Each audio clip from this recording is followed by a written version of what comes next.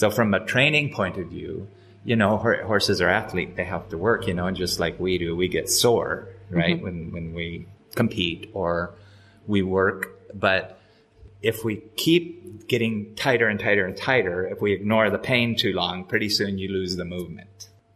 So your horse might be uncomfortable because you're asking him to do something that he's not able to do because there's a restriction. So you keep asking and asking, and then he's uncomfortable because he can't physically do it. Or he might be uncomfortable because he's sore.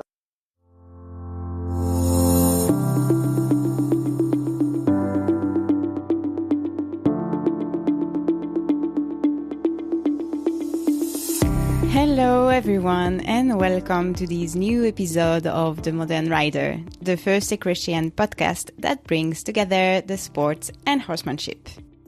A special place to discover inspiring interviews with the best equestrian professionals to help us become better, more aware and responsible riders. Today we're focusing on patience, softness, active listening and most importantly, relaxation. Relaxation is a fundamental step in the training scale, essential for suppleness and effective learning, starting well before we jump in the saddle. Our guest today is a master of equine relaxation. Jim Masterson, the creator of the Masterson Method. This unique, interactive method of equine bodywork helps build trust with the horse and is a game changer for anyone involved with horses.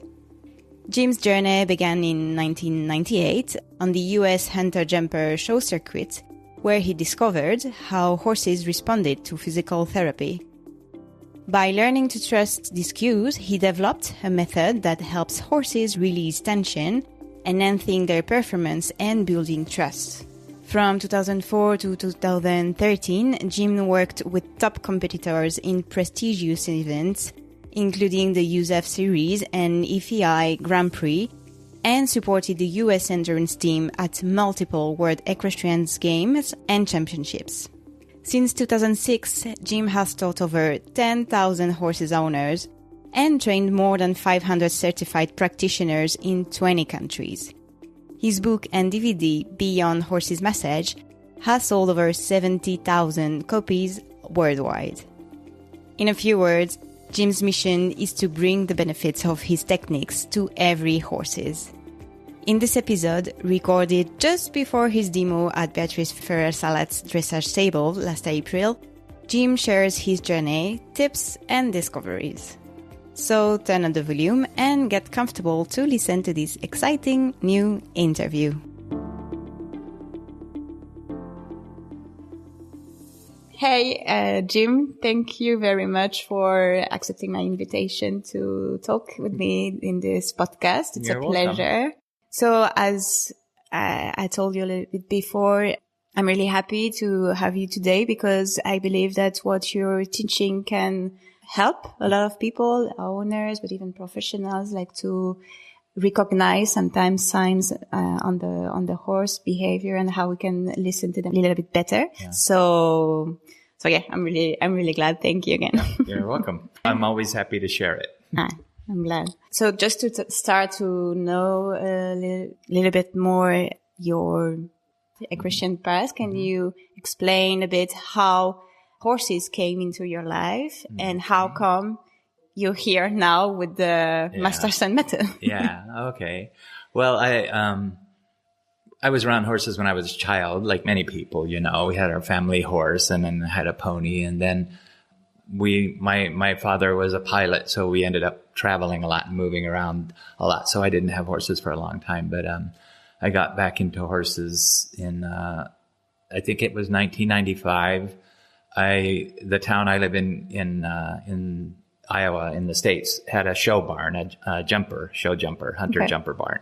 And the trainer was looking for a groom that could take the horses to the shows, and drive them and groom them at the shows. So I went to work for her and, I never was really interested in massage therapy or anything, but I noticed when the, trainers on the show jumping circuit would have massage therapists or chiropractors or acupuncture, any different modalities work on the horses.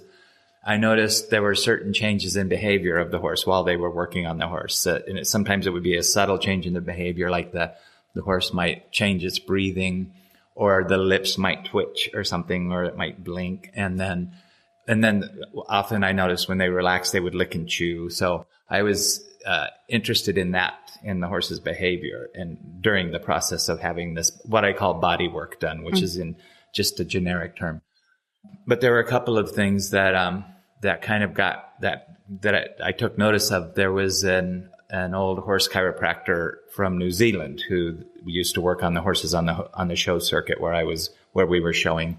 And he'd been doing it for 40 years, and he learned from some other old horse chiropractor in New Zealand that had been doing it for 40 years. So, he wasn't educated by, trained in a college or anything. He just learned from another old guy. Okay. And he got very, very good results. And he used very forceful kind of long lever techniques, adjustments. But what I found interesting is he really knew how to read the horse. So, for example, when he made an adjustment on the horse, he would step back and give the horse what he called see what the horse has to say. So he would step away from the horse after doing an adjustment and to see what happened. And if you got a good adjustment, the horse might drop its head and stand there, and then it might shake its head and start yawning, repeated yawning. So that was one of his signs that he got a good adjustment. And so that I found that interesting. I used to follow him around whenever he was at the shows, and I would drive him to the different barns and just hold the horse for him just to learn. But he didn't train anybody. I was just helping him. And so I found that interesting. I wanted to do what he was doing, but he didn't train anybody. But there was another thing that happened at a show. Our trainer hired these two ladies to do massage on our horses. And they started by doing this technique where they run their fingers very lightly down the top line of the horse and just to relax the horse. And they were following the traditional Chinese medicine meridian called the bladder meridian. So they would relax the horse by slowly and connect with the horse. And I noticed while they were doing that every once in a while the horse might blink. Its eye would blink or its lips would twitch. So I could tell the horse was feeling something. So I asked them to show me how to do that, and they showed me how to do it. And as I was going down the horse's top line, the horse might blink. And so I would just stop and wait and do nothing with my hand, just no pressure, no rubbing, no nothing, and see what happened, see what the horse had to say, And I found that sometimes if I waited there long enough, the horse it would slowly drop its head, and then it might start to lick and chew, and then it might start to yawn repeatedly and shake its head and yawn. So the same signs that this chiropractor was getting when he got a good adjustment, the horse was doing when it released tension. I could see the horse was letting go of tension. And so I started experimenting with that. And that's how I kind of came up with this process of searching for a response in the horse with no pressure and then waiting until something happens. And then the horse releases tension.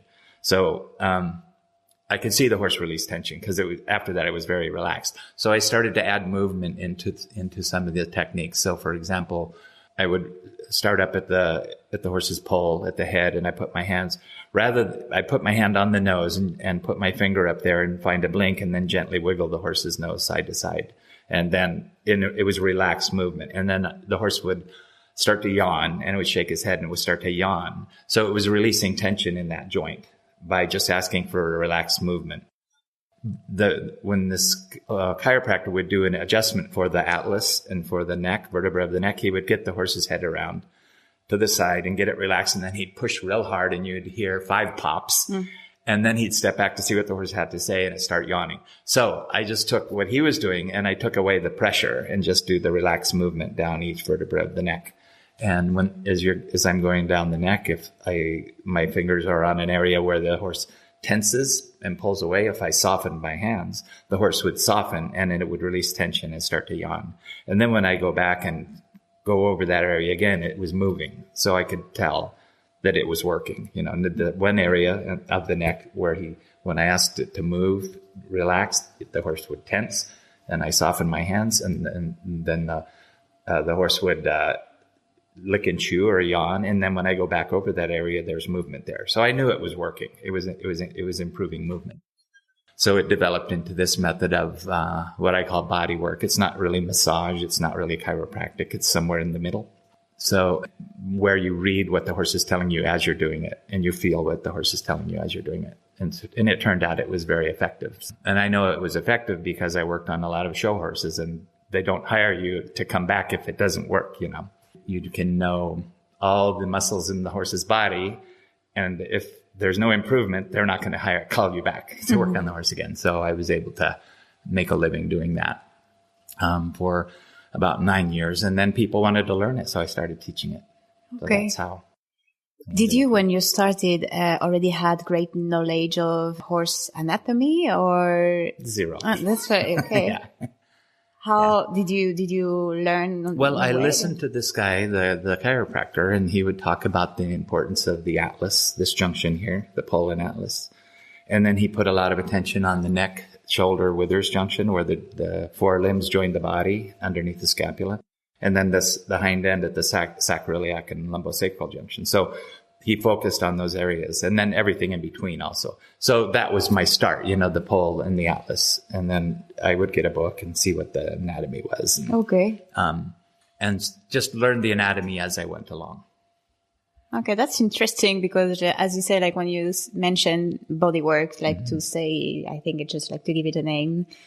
I believe a lot of people would be interested, like chiropractors, physio, because it's, I mean, you've learned, yes, from a chiropractor who has a background in. Yeah. So I don't know how this as well can be received to the veterinarian and all these body worker. So it's all about results if the horse is moving better. So I didn't know any anatomy, and I think that helped me. And I didn't know any modality. I didn't know how to massage or how to do anything. If I'd have known that, I would have done that.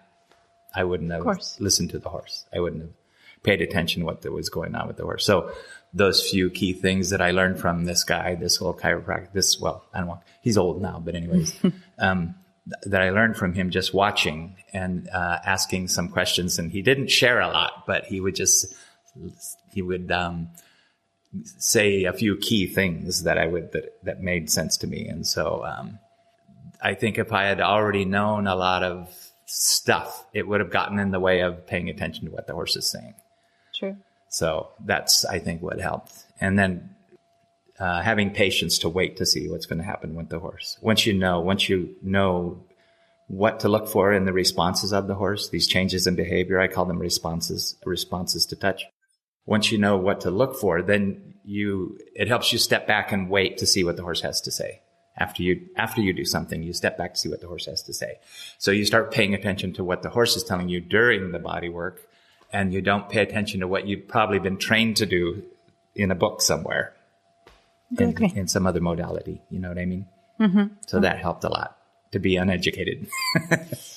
It is true. Like sometimes it doesn't help even that's something we talked about already in the podcast. Yeah. Like sometimes people who just didn't know anything about horses jump into this world, but doing things in a intuitive way. You say like, how did you know that? I didn't know. I just tried it. And everything we do with this type of body work is an experiment. So for example, you're searching with the really light techniques where you're not using any pressure and no movement.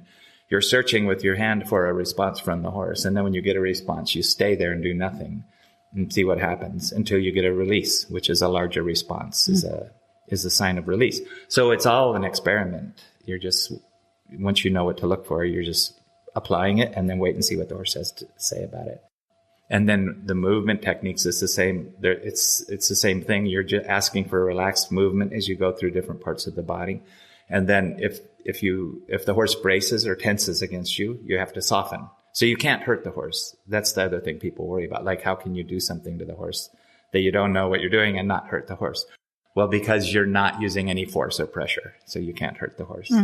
And so as you're going down the neck, for example, you ask for a little wiggle, soften your hands, slide your hand down, ask for a wiggle, soften your hands, slide your hand down. If you hit an area where the horse feels pain when you ask for the movement or tenses, you have to soften your hands.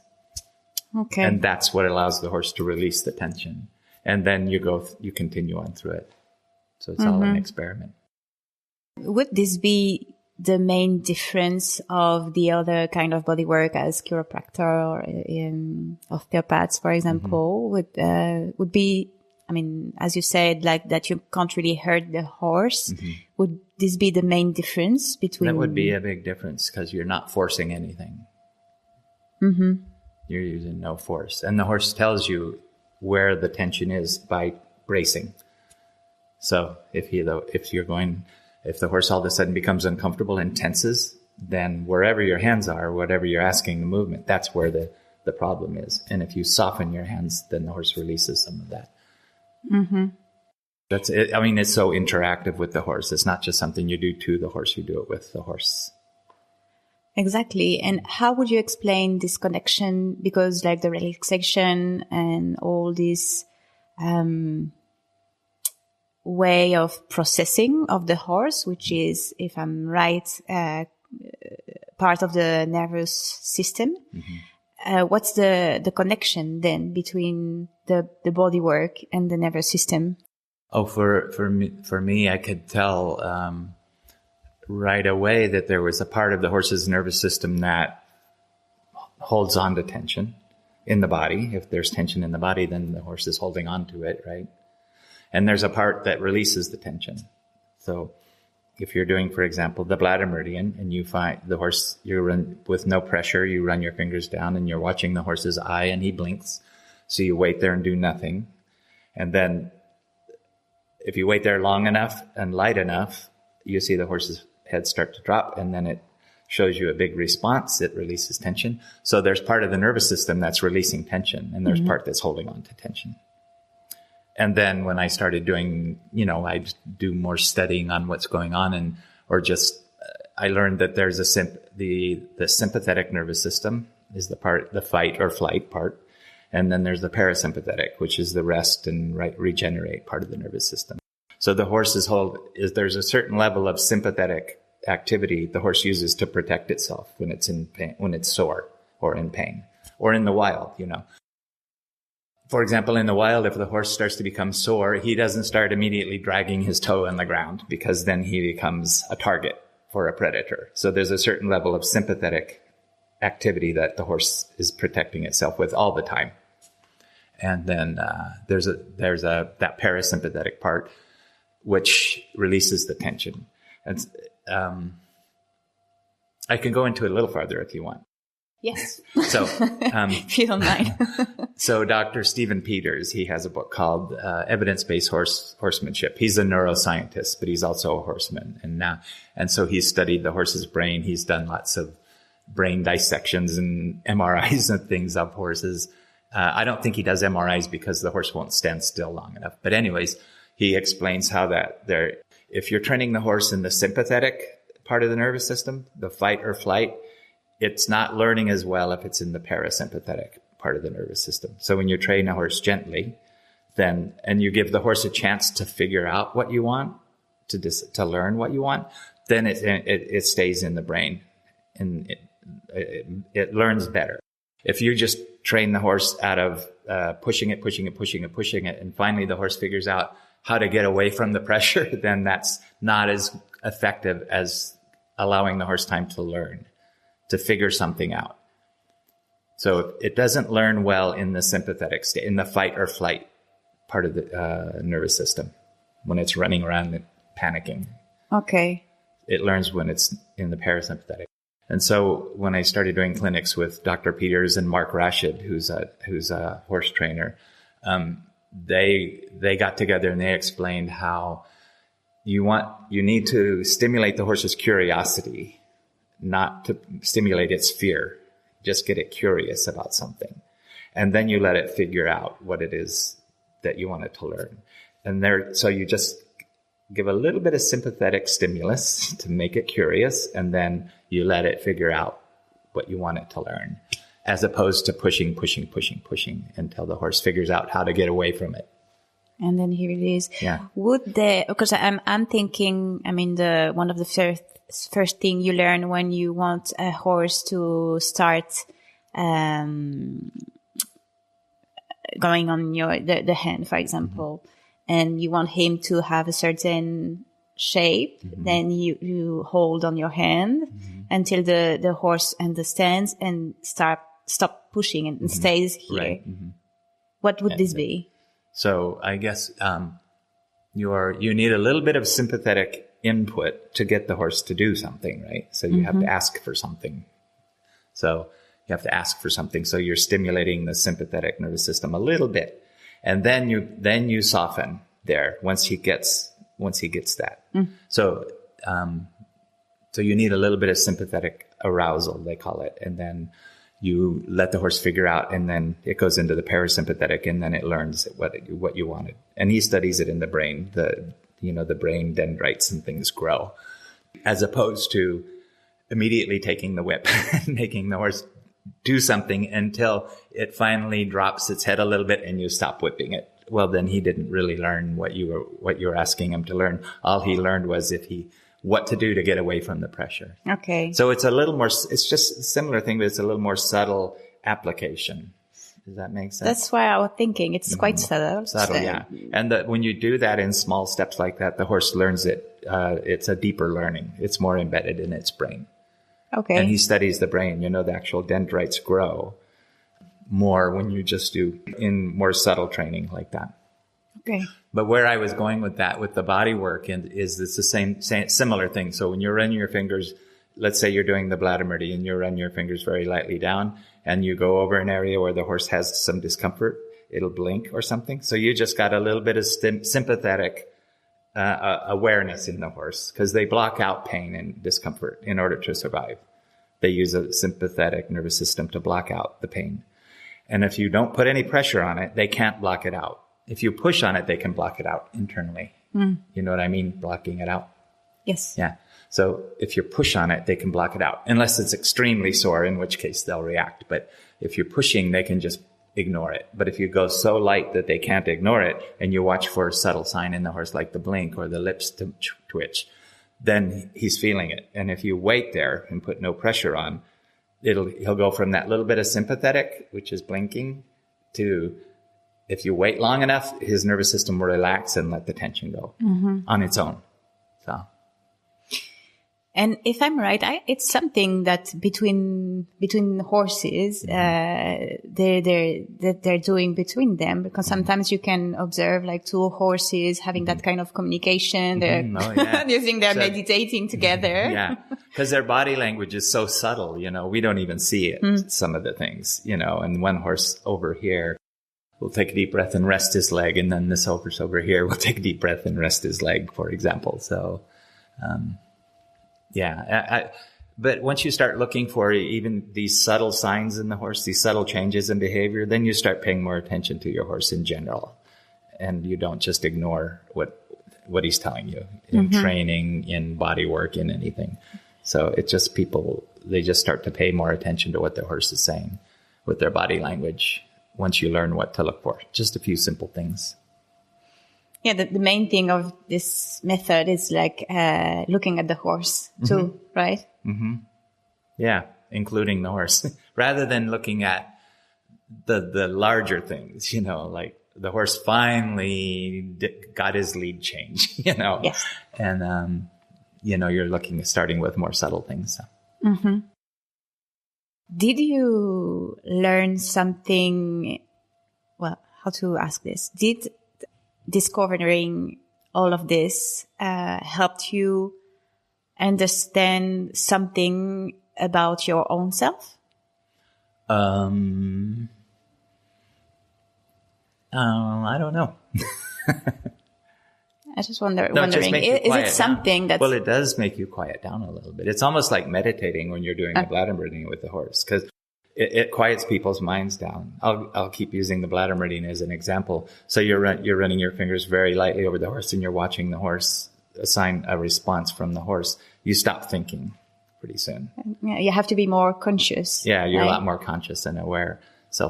You're more conscious because your brain stops thinking. Because you're watching, it's between you and what's going on with the horse. So it happens automatically. Great. I had something else I wanted to ask you. What are some common misconceptions people have about equine bodywork, and how Do you address them in your practice? I don't know. Some misconceptions might be that you think your horse doesn't need massage or body work or something. So, I think that's changing. More people are more recognizing that the horses, they're athletes. They're like us in that they start to get pain in their body, or they start to become, restricted in movement. So when you're watching a horse move, you can start to see when there's some asymmetry, unevenness in the movement. That's always been there. But sometimes we think it's a training issue, so for example, if your horse can canter to the left, do the left canter lead, but is more difficult cantering to the right, or it doesn't want to canter to the right, we think, well, I'm going to teach him now to canter to the right. But often that's not a training issue. It's a physical problem. There's some discomfort cantering to the right. And I noticed, working on lots of horses that 9 out of 10 horses become tighter. They're tighter in the right pole and atlas up here, and they don't bend as easily to the right in the neck. They bend easily to the left, and they're tight in the left hind on the gluteal muscles in the sacrum. So that diagonal, the right front pole atlas, the left hind, 9 out of 10 horses when you go to work on them, you're going to feel that. And then you're going to watch him move, and you talk to the owner, and the owner says, oh yes, he bends much easier to the left, and he's much more comfortable on the left canter lead. So the reason he's uncomfortable on the right isn't because he doesn't like the right. He just, physiologically, there's some restriction there. He can't. That's deeper than just it's a subtle thing. Mm-hmm. Does that make sense? It does. I don't know if it answered your question. No, it does. And I wanted to go even further, because I think it was today or yesterday, I saw a post you did about difference between restriction and pain. Yeah. And now that we're talking about training, I had the chance to interview Sue Dyson, who's done the ridden horse, how do you say that? The ethogram of the ridden horse pain ethogram. And so she talks about every sign the horse can actually show during when he's ridden.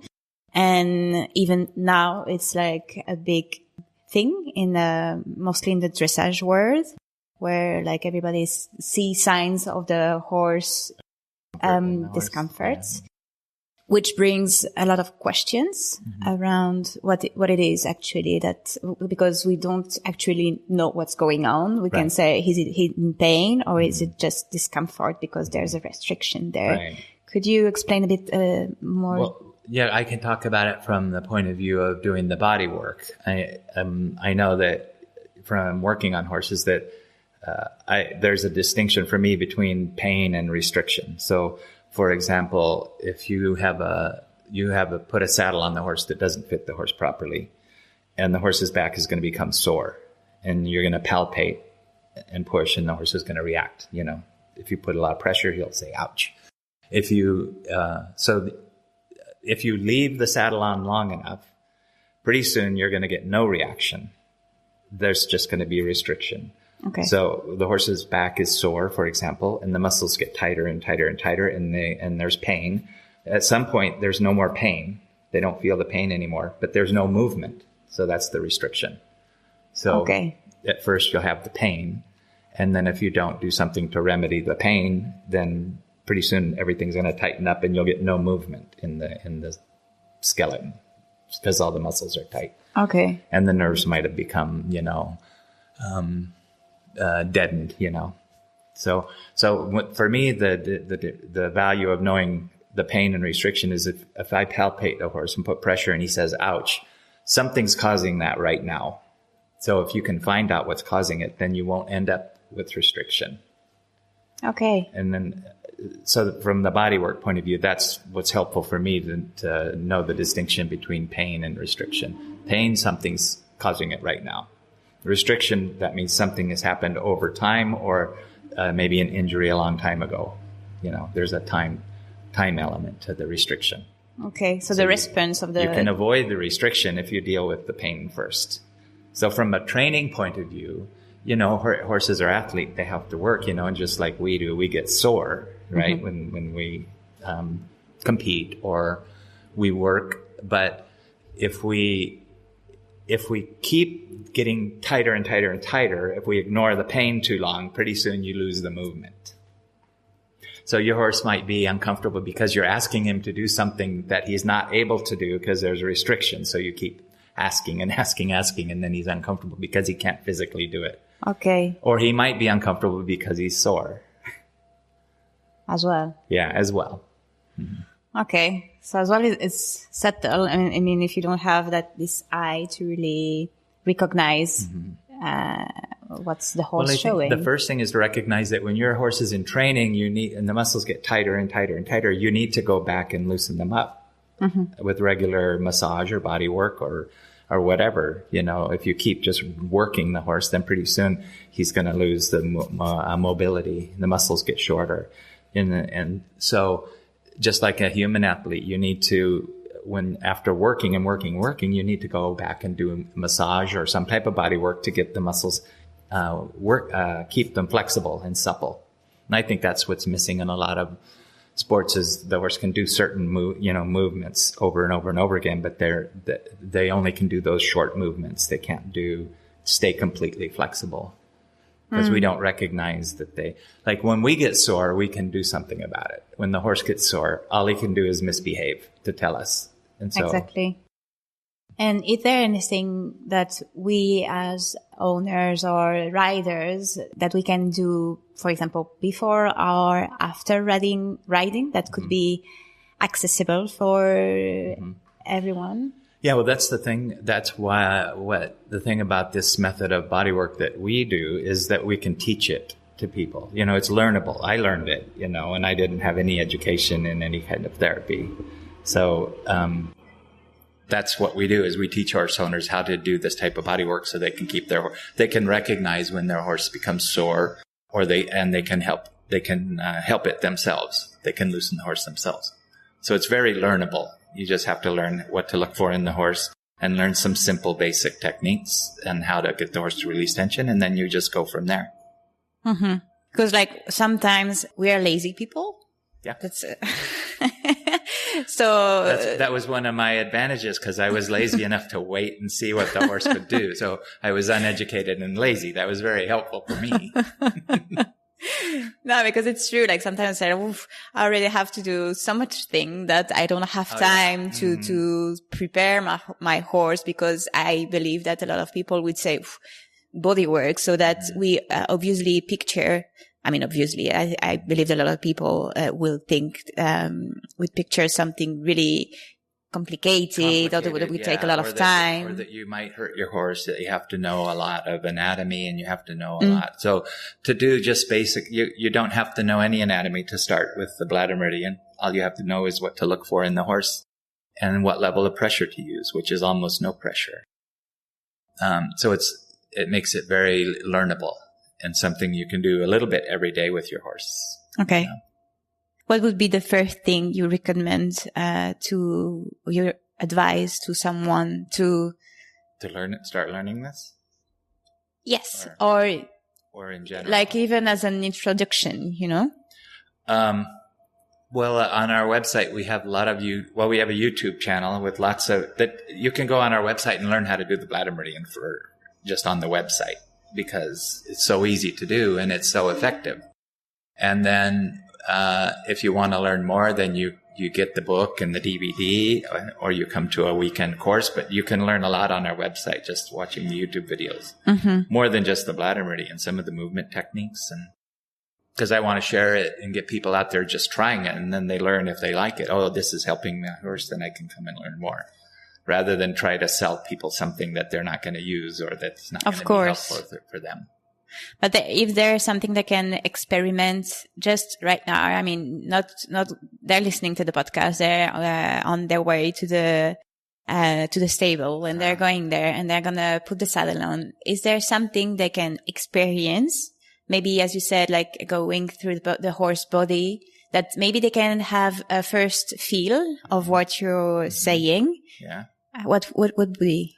I don't know. It's just, it's almost so simple that some people, it's hard to learn to slow down. And like, if you put your hand up by the horses behind the ear on the pole, and don't use any pressure. That's the hard part. People need to push on things. Just use what I call egg yolk pressure. The amount of pressure you would put your finger on an egg yolk, or less than that.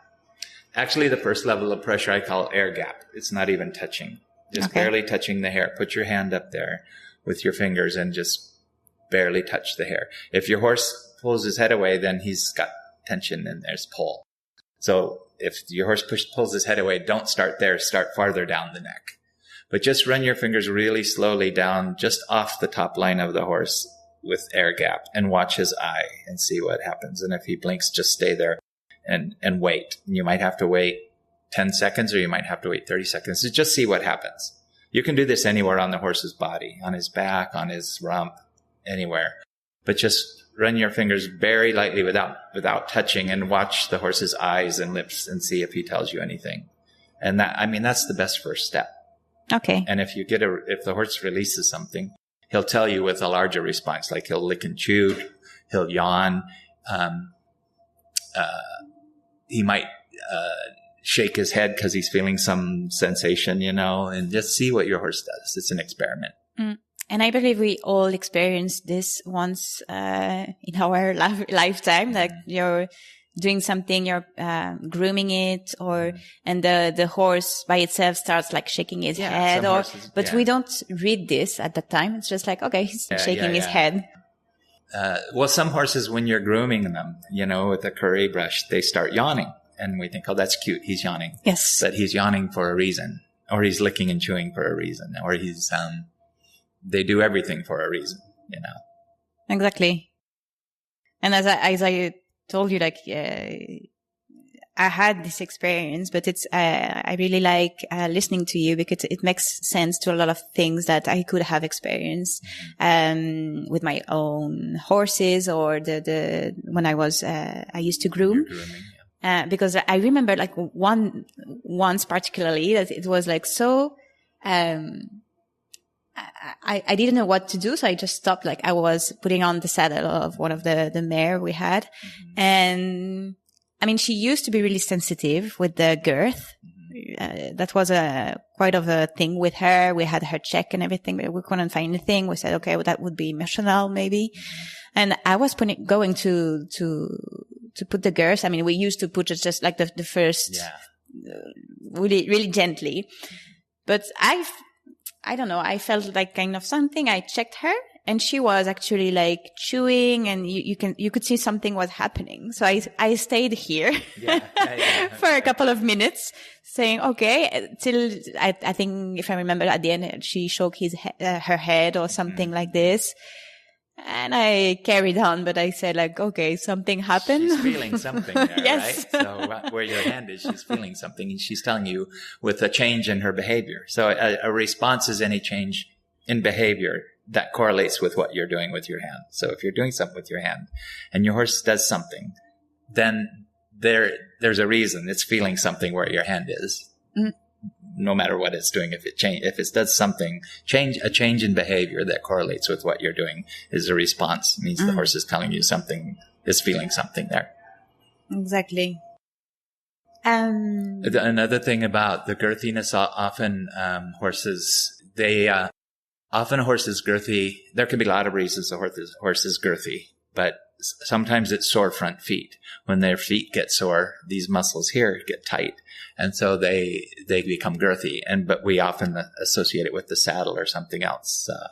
That it could be other things, Yeah, I think in her case, then we checked a little bit further and we found something physical. So but at least the thing is that you noticed there was something. And so you started exploring. Definitely. Looking for a solution. Yeah. You paid attention to what the horse is telling you. Exactly. As well, I wanted to, so before we started recording, I talked a bit to you about like the story of my horse who has past trauma. And we're kind of working with this kind of bodywork to release maybe some of this emotional part, I guess. I wanted to ask you, well, how do you approach working with horses that may have behavioral issues or past trauma? Yeah. And are there specific techniques or strategies you employ to help them feel more comfortable and trusting during sessions? The place to start is with that searching over their body for responses, and like the bladder meridian, that's the best place to start because it covers the whole, from the pole all the way down the neck to the withers, and that goes along the back and down over the hind legs. And so there's just something that changes in the horse the horse starts to trust you when you're running your hands down lightly, and then it feels something and it gives you a response. Well, it's not giving you the response. It's just doing something. And you stop and wait there. And sometimes while you're waiting, the horse will start to get a little uncomfortable because you're bringing their awareness to something that they've been blocking out. When it lets go and they give you a big release response, that bond starts to form right there because they get that you're paying attention to them. And then all of a sudden they feel better, in that area. So for me, that's the most important thing, is that just that first step of doing the bladder meridian and just allowing the horse to release some tension on its own. And then they start to trust you more. I mean, I can't tell you how many emails I've gotten, people that went on the website or on YouTube and did the bladder meridian, and then their horse just changed just from that. Mm. And have you ever experienced a really difficult horse who wouldn't let you even touch him? Catch him? Oh, yes. Or touch them. Yeah. Well, extremely sore horses and extremely traumatized horses. Mustangs, I worked with some Mustangs that they catch in the wild, and I couldn't even touch them. My hand was like, a foot away, But so if you go up to approach the horse and your hand comes close, when you're like a meter away and you see the horse's ear move back, you stop there. You stop there. You don't go any closer. And you wait. And then pretty soon the horse, it's tense. And then if you stay light enough, long enough, they have to start releasing tension. Their nervous system starts to relax because you're not putting any pressure on it, but you're bringing their awareness to it. And then their nervous system at some point will start to let go, and then they'll give you another sign. But the point I'm making is you're watching the horse as you're approaching the horse with your hand. You're not just going up to the horse and putting your hand on it. So you can do that work on the horse from this far away if you're paying attention to what the horse is saying. And then once he starts to release tension, you can come closer. But just knowing that enables you to work on a lot of horses you normally wouldn't be able to work on because they're going to be bracing against you when you start, before you start. So if you're watching the horse and then you see that point where the horse internally starts to tense, you stop there and then they'll start to relax and then you can move forward. Mm-hmm. Does that make sense? To me it does, but I always try to put my feet on other shoes. Can we say that? Yes. In other people's shoes? Yeah. Walk in other people's shoes. Exactly. Yeah, right. That's what I wanted to say. Yeah. And I'm sure that for some people, when you hear bodywork, then you expect the bodyworker to do something. Yeah, that's the hard part. If you're working on somebody's horse. Exactly. And they're paying you money and they're watching you and you're standing there with your thumb under the horse's tail, waiting, there's a point under the tail that helps release tension on the sacrum. And you're doing nothing and they wonder, what am I paying you for? You have to ignore the owner. You have to ignore the person and just follow the horse. I guess that as you say earlier, that's the results talk for themselves. But there's the bladder meridian is just it's the start of the body work. But we do techniques that ask for movement in the pole and the neck, in the shoulders and the forelimbs, in the hind limbs, in the back. You're asking for relaxed movement. So, and you get the same releases. You get you get some movement, and then the horse starts to yawn, and then all of a sudden the horse. You can watch it move afterwards and it's moving. Sometimes after you do the body work, the horse is moving too much. It's like discombobulated. I don't know if there's a word for that in a translation, but they're all unorganized. after you work on them sometimes, because you've released a lot of tension that they've been holding on to stay organized. And then when you release it and then you watch them move, they're, disorganized. And then they start to become organized again, and then they're moving even better. So after you do, if you work on a horse doing the Masterson Method and you spend an hour or an hour and a half, you do the whole horse.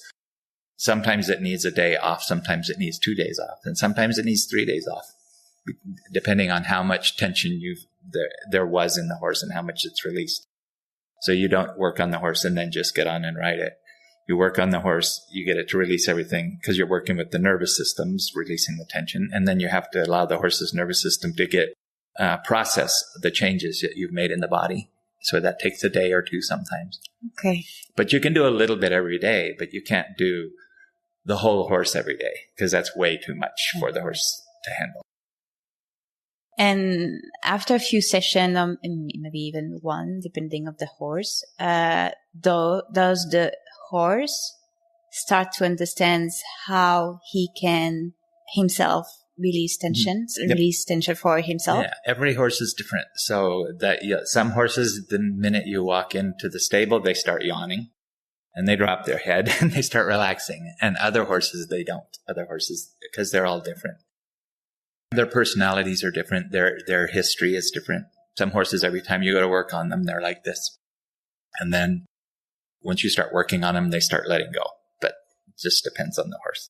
Okay. But it is easier generally. Every time you work on the horse is easier because you've taken off some layers of tension, and also their nervous system becomes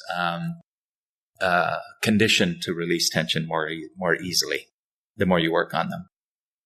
And that depends what's causing the tension. If you work on a horse that has foot issues or a foot issue, for example, a foot problem like navicular or some kind of thing that's causing pain in the foot, they're going to get tight in the pole and the atlas on the same side, and they're going to get tight on the left, on the hind on the opposite side. And so if they're a horse that works or shows or trains a lot and they have sore foot, every time you work on them, you're going to find those pain patterns in the body. So, and then you release them, and then that's good. But if you don't find what's causing the pain, then it's going to come back again. Of course. So you have to, there's certain patterns in the body that that are caused by certain things, like feet issues shows up as certain tension patterns in the body. So sometimes you can help discover what's causing the tension in the body if you follow those patterns. And, or a saddle, if the horse's saddle doesn't fit, every time you work on the horse, he's gonna be sore or tight again in that area. I guess sometimes that you have to make a team as well with the veterinary, the owner, and to understand what's going on with the horse, right? Yeah. Well, we're already nearly at the end of the interview. I just have one last questions before asking you, as I told you earlier, the question I used to ask to every guest. I just wanted to ask you if your method is still evolving with time and experience. Mm-hmm. Yeah, it is. I keep learning that the lighter you go, the better, the more effective it is. Okay. And the slower you go. So every time I work on the horse, I'm learning something new and learning, because we're all human and we have brain and we think we know what's going on. And then you work on the horse and you think you know what's going on. And then you come across a horse where that's not working. Well, maybe I'm not paying attention to the horse. I need to slow down and go even lighter or softer. So when I used to work on a lot of horses, when show horses, I thought I was doing a really good job. And then when I stopped working on horses and started teaching, I learned to slow way down even more. I can slow down. And it got even better, the slower and the lighter. Okay. Yeah. That's evolving in that sense. I think the main thing is that every horse is different. And if you think you know what's going on, it's going to get in the way of what's really going on with the horse if you don't pay attention to what the horse is telling you with its visual outside signs and when you're feeling. If the horse starts to tense at all, then he's feeling something. You need to learn to listen to that and soften your hands as you're doing it. So it makes you much softer too. Guess so. Mm-hmm. Very interesting. So now, as I told you, we're going to go through the questions of every guest. Would you like to change anything about your journey so far? Change anything about the journey? No. Okay. I don't know if I could have made it any better. That's right. It's been fine. It's working fine the way it is going. Or maybe had learned it more earlier. Yes, life. That's what a lot of people say. Yeah. But well. Yeah. Is there any message you'd like to share with the Equestrian community? A message? Mm-hmm. Oh, I think just what we've been talking about. Slow down and try to use less pressure when you're training or doing anything with the horse. You have to make progress. It's just I'm not saying don't do anything and don't put any pressure on the horse, because you have to apply a little bit of that. You have to apply a little bit of that curiosity or sympathetic arousal for the horse to learn something, or even to find where it's holding tension. You have to find where the tension is by paying attention to the responses. So I think the message is, go softer and slower, but still, you still want to move forward. Okay. You don't want to just put your horse out in the pasture yes. Unless that's what you want to do with him. Which is fine as well. Yeah. It's about finding balance. A companion horse. That's his job, right? Is there anyone you'd recommend me to interview for a future episode?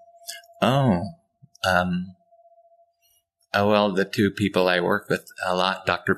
Stephen Peters, the horse brain guy, and Mark Rashid, we do clinics together. So, yeah, I'd love to. Those two people. Right. If I have any chance, I'd love to hear them, because I think it's really interesting. Yeah. What they have to bring. Is there, apart from your books that I recommend and your YouTube channel, is there any other book or resources you'd like to recommend?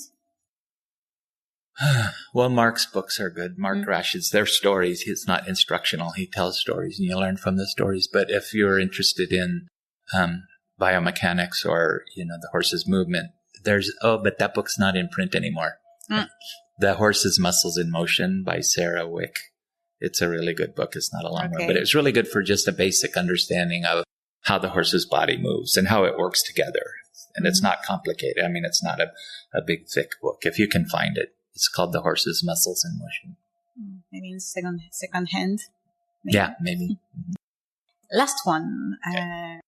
You might not know, but the podcast has as well a list of music on Spotify of the favorite music of the guest. Oh, okay. Would you like to add one? I don't know. I think any kind of acoustic guitar is I like. Yeah. Anyone? Or do you have any preference? Yeah, I have to think on that one, because it's a whole different thing. Well, I like acoustic ragtime guitar and folk guitar. Okay. And if nobody's heard Tommy Emmanuel, they should listen to him if they like guitar. Okay. He's an Australian guitarist. He's amazing. Perfect. Well, I'll add it to the... He's one person I would travel to go see. Yes? Yeah. All right. I've already traveled to see him before. Well, thank you, Jim. It was a pleasure to listen to you. And it was, something we didn't talk about till now, that's detailed to say something. So I'm really pleased. Thank you. And it made me think about a lot of things that I can't wait to practice with my horse, or maybe look a bit more into. So I'm sure it will. Well, you have Sonia to help. We have practitioners all over the world, and they'll come to work on your horse and show you things that you can do with your own horse. Depending on what's going on with your horse, they'll show you things you can do to help keep them loose and comfortable. Great. Well, thank you, and all the best. Yeah, thank you. You're welcome. And that brings us to the end of today's episode. I hope you found this conversation as insightful and inspiring as I did. For more details about the Masterson Method, including additional information and recommendations, be sure to check the episode notes. Your participation is crucial to the success of this podcast. So if you enjoyed this episode, please consider leaving a rating or comment. Sharing the podcast with your contacts is also a fantastic way to spread this valuable information. Thank you again for sharing your time with us today, and we'll see you in 2 weeks for a new exciting interview.